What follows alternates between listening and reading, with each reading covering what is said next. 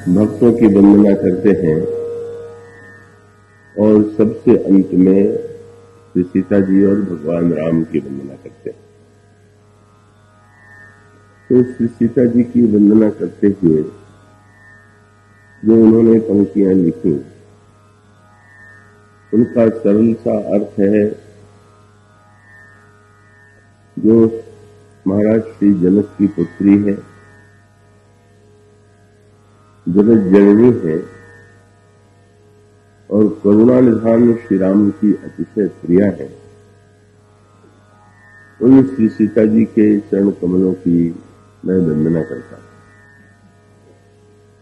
जिनकी कृपा से निर्मल बुद्धि प्राप्त होती। और उसके पश्चात भगवान श्री राम की वंदना करते हुए वे कहते हैं कि मैं मन वचन कर्म से उन प्रभु की वंदना करता हूं कि जिनमें समस्त गुणगण विद्यमान है,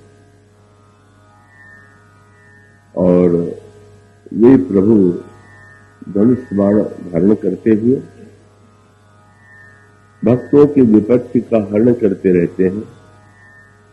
मैं उन चरणों के प्रति अपना अभिवादन प्रणति निवेदन करता हूं, और इस तरह से इन दोनों की पृथक पृथक वंदना करने के बाद फिर उन्होंने दोनों की संयुक्त वंदना की। तो पहले अलग अलग वंदना की गई और बाद में गोस्वामी जी उसे एक दार्शनिक रूप देते हुए कहते हैं कि जैसे वाणी और अर्थ ये दो अलग अलग शब्द हैं,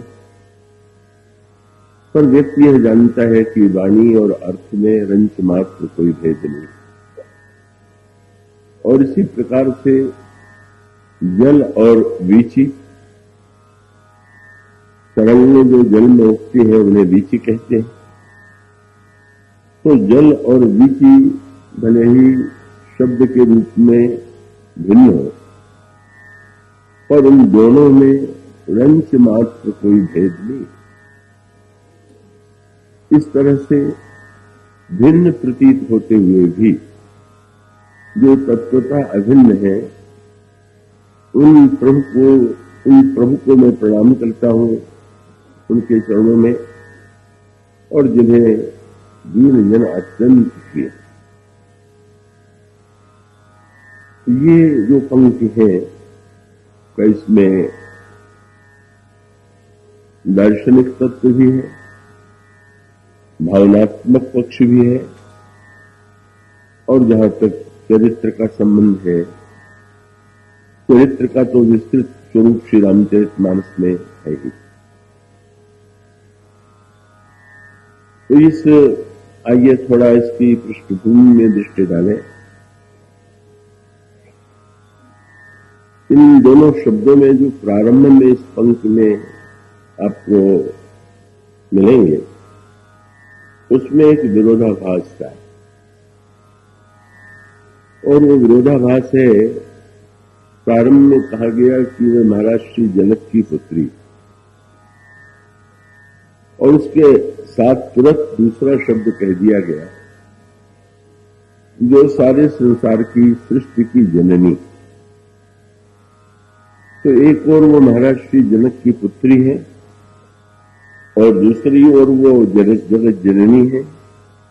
इसमें एक विरोधाभास का प्रतीत होता है।